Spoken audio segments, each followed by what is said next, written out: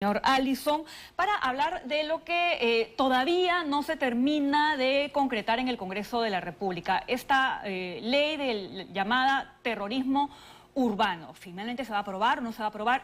Y de aprobarse, ¿va a servir o no va a servir? Nuevamente, gracias por estar aquí el día de hoy. Empecemos con el señor Liendo, por favor, porque usted ha sido jefe de la DINI y de alguna manera conoce qué es lo que desde el Ejecutivo se tendría que hacer frente a una situación que la que estamos viviendo ahora de inseguridad ciudadana. Bueno, ¿funcionaría una norma como esta? Bueno, ante todo, buenos días y un gusto, Alison, estar otra vez contigo por acá. Bien, desde el Ejecutivo lo que estamos viendo es un reflejo de no solo de incompetencia, sino de no saber qué hacer a ese extremo. Y el tema del terrorismo urbano, en términos estrictos de aproximación de seguridad, lo que más genera es confusión, ¿no? O sea, es una confusión tan grande que ya el mismo pensar en cómo aplicarlo nos lleva a una trampa y nos aleja del problema central, que como bien lo has mencionado, es la inseguridad ciudadana. Entonces aquí hay un tema muy concreto, que es apreciar la dimensión de lo que estamos enfrentando como peruanos, donde el Congreso parece no tener idea de qué cosa está discutiendo y el gobierno presenta normas para persuadir sobre un hecho de seguridad ciudadana. Y aquí estamos junto con el alcalde Allison, ¿no? Y manifestar dos cosas en concreto, ¿no? Se ha perdido la perspectiva de lo que es seguridad. Ahora, seguridad es todo, pero aquí es necesario precisar los alcances y los espacios concretos de seguridad para poder enfrentarlo. Eso es lo primero, conocer el fenómeno. Dos cosas ahí me refiero. Seguridad ciudadana es la seguridad del día a día, del ciudadano común y corriente que realiza actividades cotidianas y enfrenta riesgos de seguridad propios de su vida en la ciudad. Eso bajo una perspectiva, en todo el mundo es así, ¿no?, de responsabilidad de seguridad de los alcaldes, las municipalidades, con el serenazgo, los bomberos, ¿no?, y la gestión municipal. Esa es la base de la seguridad ciudadana. Aquí se confunde seguridad ciudadana con orden público, con orden interno y con seguridad nacional. Porque, a ver, ningún asaltante o asesino o incluso sicario es un terrorista, es un sicario, o es un secuestrador o es un asaltante. Entonces, el término ya, mal empleado, y culmino, ¿no? Si se emplea mal el término y hay confusión y se quieren aprobar leyes para persuadir, o bueno, pues hay congresistas que han dicho, sabemos que no va a servir de mucho, pero igual hay que aprobarla. El mismo Premier lo ha dicho, ya, el mismo Premier. Entonces, es una burla a los ciudadanos, es una muestra de incompetencia y solamente ayuda aquí a los criminales y delincuentes. Sí, ¿y cuál es su perspectiva, alcalde? La mía es realmente altamente negativa. Es lamentable que haya... En contra de la ley. En contra. Es lamentable que haya tanto parlamentario y ahora se suma el Poder Ejecutivo a un engaño total y absoluto hacia los ciudadanos que están sufriendo y siendo víctimas de grados de violencia nunca antes vistos en el país. Están vendiéndoles humo. Nadie en su sano juicio, luego de leer esos proyectos de ley, puede creer que esto va a servir para algo. ¿Qué es lo que han hecho? Lo explico rápidamente. Han agarrado un montón de delitos que ya están tipificados en el Código Penal, los han metido en una bolsa y han dicho, esto es ahora terrorismo urbano. O sea, no han hecho nada. Es una burla del país. Y les han subido las penas. Pero ni siquiera eso. Exacto. Algunos le han subido, pero hay que dejar claro. En este proyecto de ley, que se cayó ayer al Parlamento para ser debatido, al Pleno, perdón, claramente se están eliminando las cadenas perpetuas. Han puesto como pena máxima no mayor de 30, no menor de 30. Cuando en realidad ya delitos como el robo agravado, el secuestro agravado, la extorsión agravada, el sicariato agravado, la explotación sexual de niños y niñas agravado, tiene hoy cadena perpetua. Estos delitos los han metido también a este paquete y en ese paquete la pena máxima es no menor de 30, es decir, de manera vergonzosa, sin darse cuenta, espero, pues ya la verdad, están eliminando las cadenas perpetuas a los delitos más graves. Ya la verdad, la gente tiene derecho hasta a dudar si lo están haciendo a propósito. Luego de ver la ley de crimen organizado, que prácticamente han vuelto imposible condenar a un grupo de delincuentes organizados como crimen organizado. Ahora, efectivamente, uno ve estos hechos y son tan sangrientos, tan dolorosos, y los puede llegar a comparar con lo peor que pasó en nuestro país, que es el terrorismo, ¿no? pero eso es efectivamente un calificativo, porque los delitos están ahí, sicariato, extorsión, asesinato.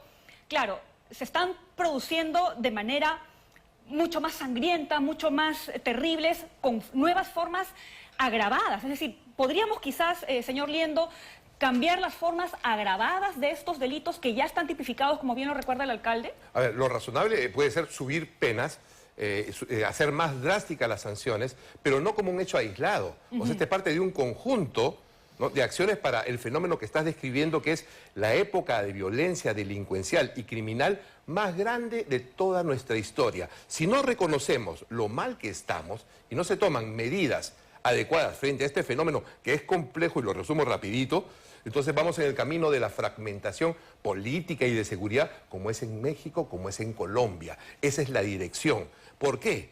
Porque este crimen sangriento que crece día a día es el reflejo hoy de multinacionales del crimen transnacional, que tiene efectos y acciones de carácter económicas, políticas y sociales. O sea, es un complejo más grande lo que estamos viendo. Y se quieren aplicar recetas viejas, como si estuviésemos en los crímenes de los años 70 o 80.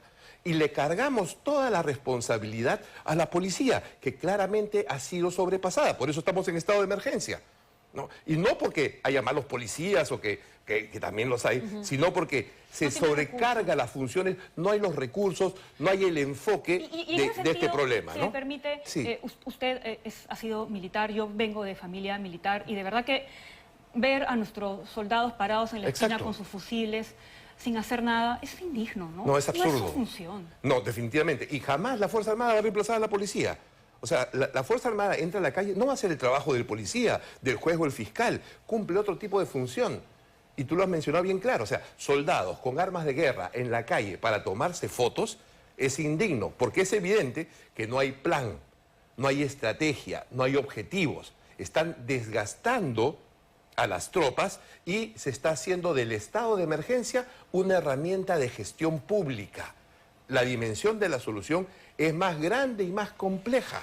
¿Por qué la gente entonces pide que las Fuerzas Armadas estén en la calle? Porque tiene impotencia de sentirse segura. Y la última barrera de seguridad de cualquier sociedad, la última, son los soldados. Cuando ya no hay esperanza, está el soldado.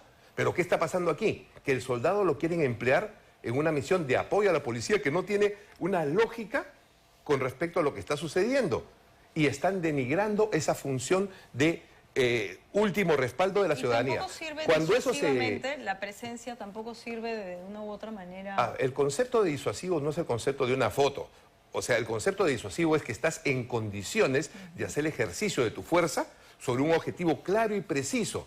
O sea, la disuasión no es una imagen, ni es una foto. La disuasión es la potencia de una capacidad lista para ser empleada en determinadas circunstancias. Aquí no está determinado en qué circunstancia van a hacer empleo el uso de las armas, en qué forma van a cuidar la ciudadanía. Y lo que en el fondo se hace es denigrar la capacidad del estado de emergencia, desgastar a las fuerzas y disminuir la esperanza de la población. Pareciera que fuese a propósito. Y en ese sentido, alcalde, ¿qué sí podría o qué sí debería hacer el Congreso de la República? A ver, antes de responder eso quiero agregar algo. Viendo el debate ayer, queda claro que hay un porcentaje muy importante de parlamentarios que está en contra de esa norma, justamente porque está mal redactada. Es más, parte de ellos pidieron que vuelva a la comisión para que la comisión haga mejor su trabajo. Pero en votación esto no se aceptó. Entonces tengamos claro, y es más, hemos visto efectivamente, como ha dicho Juan Carlos, algunos parlamentarios decir que no va a servir de mucho o de nada esa norma, pero que había que aprobarla. Es decir, nos quieren vender estos gato por liebre, pues, ¿no es cierto? Y decir que han hecho algo. Bueno, ¿qué se tiene que hacer? Claramente buscar eficacia en los operadores de justicia, que cuando se les detenga no se les suelte. Eficacia, obviamente en el INPE, por favor, entran a seguir delinquiendo, ¿hasta cuándo? ¿No? Eficacia en la lucha con delitos que nos parecen tontos, pero no lo son, como la receptación, mientras sigan vendiendo a vice paciencia de todo el mundo cosas robadas, nos van a seguir asaltando y asesinando. ¿Qué tiene que hacer el Congreso?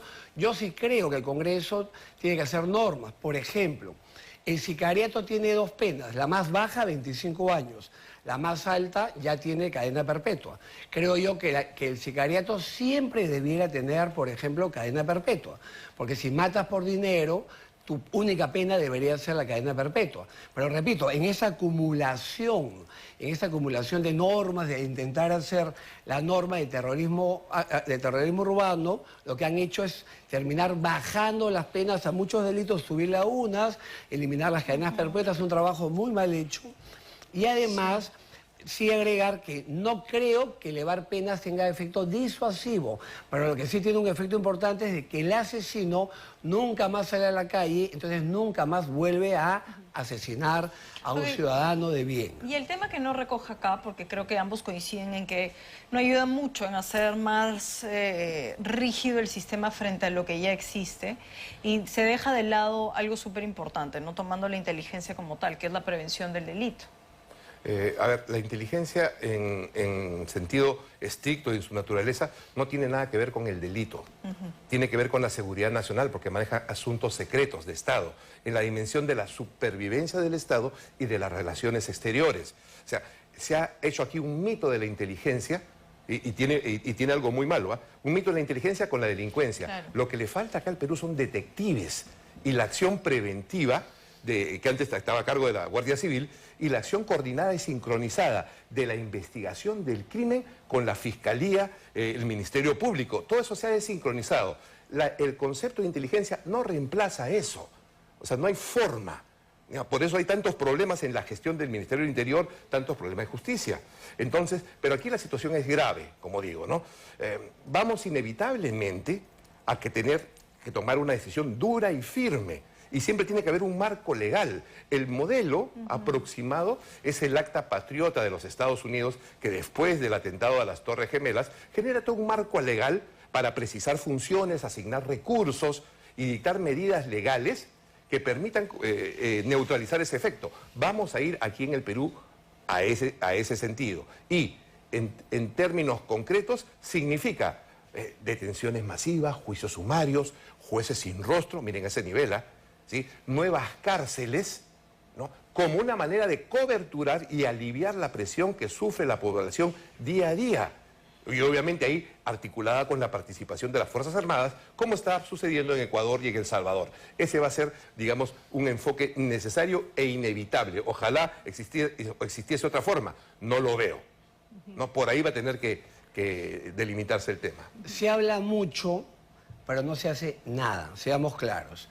El propio Estado, el gobierno habla una vez más de hacer penales. No han puesto un ladrillo para construir siquiera un pabellón en algún área libre de algún penal existente. Se habla mucho de algo que es fundamental, fortalecer a la policía. ¿Qué han hecho?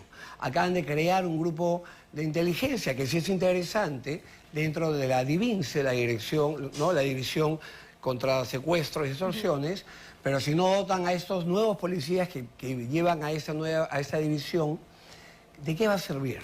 Entonces, no se está apoyando a la policía, no se está construyendo penales, no se está haciendo más que hablar, y un ejecutivo que lleva proyectos de ley corriendo para decir que ellos también han presentado un proyecto cuando no están haciendo realmente lo que tienen que hacer como ejecutivo, claro, que es evidentemente fortalecimiento de la policía, construcción de penales y mucho más. Siempre dicen que lo van a hacer y no lo hacen, y realmente estamos cansados de que eso suceda. Tanto así que la gente ya comenzó a marchar, pues, exigiendo su propia seguridad. Y ahí que el propio gobierno no vaya a ser de que también los vayan a calificar como terroristas urbanos. Justamente, tema, claro. A eso quería llegar.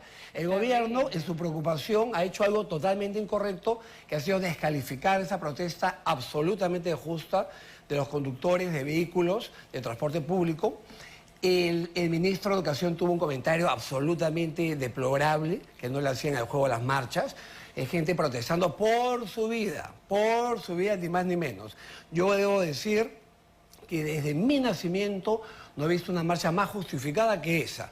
No están pidiendo aumento de pasajes, están exigiendo que el Estado los proteja, que es la mayor función del Estado.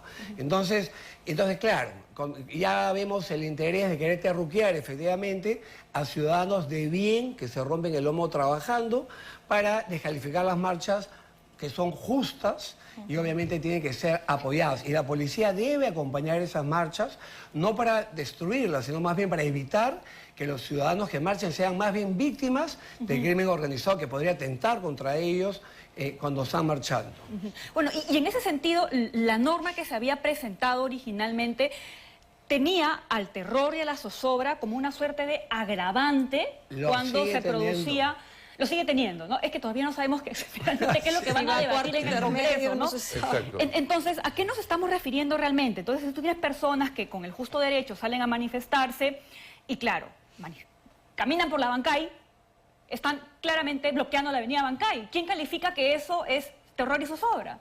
No, definitivamente, no se puede llamar terrorismo a todos los delitos, ni ponerle... A ver, nosotros el Perú tenemos en la memoria colectiva el impacto que causó el terrorismo en nosotros. Exacto. Entonces, es muy fácil para los políticos o para los debates en el Congreso usar la etiqueta terrorismo como una manera de llevarnos a una situación extrema de que se produzca la aprobación de ellos. Eso es lo que está sucediendo. Se está utilizando la palabra terrorismo como un cliché. Aquí vemos crímenes y delincuentes que pertenecen a un fenómeno, digamos, mucho más grande. No se puede llamar terrorismo a todo. Y el terrorismo básicamente se califica por el acto de terror que tiene una motivación de carácter político. Si se desborda eso, entonces va a ser terrorismo cualquier cosa. Es un absurdo en esta dimensión el tema de terrorismo urbano.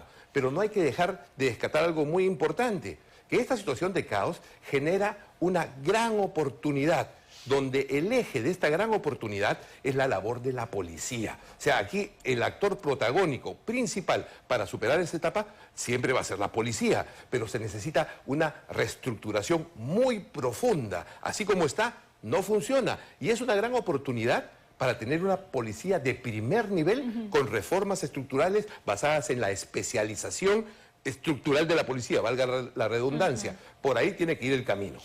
Bien, sí, señora. Sí, claro. A ver, si por ejemplo un extorsionador usa granada de guerra, la ley debe sancionar esto, obviamente, y con cadena perpetua. El agravante por es supuesto. ese. Ese es el agravante, no poner zozobra, terror, Dios mío, porque es muy fácil además en la vía penal demostrar que usó un explosivo, pero demostrar que generó zozobra, terror, es algo innecesario, subjetivo, y si la víctima te dice, bueno, pero me tiró la bomba, pero yo soy valiente. Entonces ya no hay. Es muy tonto de verdad, incluso poner este tipo de palabras, ¿no es cierto? Exacto. Terror, zozobra, cuando basta con describir la conducta delictiva de cada uno de estos actos y poner como agravante, por supuesto, usar el explosivo. Están en campaña política y quieren burlarse de la gente diciendo que han hecho algo. Después dirán, acá está la ley y es culpa del Ejecutivo que no lo hace y viceversa, ¿no? Porque el Ejecutivo llegó corriendo también con su proyecto. Esto es una burla del país. Si se aprueba como está, no va a servir de absolutamente nada y veremos que nada cambió y lo peor de todo, repito, es que muchos de ellos se han dado cuenta y a pesar de eso siguen pidiendo el voto a favor. Y claramente hay una buena parte del Parlamento, repito, que ha dicho que está en contra porque está mal redactado, mal hecha la labor, pero estos otros continúan porque quieren decir que han hecho algo por la seguridad ciudadana y lo que habrían hecho es vendernos humo. Esa es la verdad. Bien, agradecerles a ambos por estar aquí, ¿no? Este cuarto intermedio esperemos sirva para de verdad poner las barbas en remojo. Para que reflexionen. Y para la reflexión de algo que todos queremos. Gracias a ambos por haber estado esta mañana. 8:02. Nos vamos con Internacional.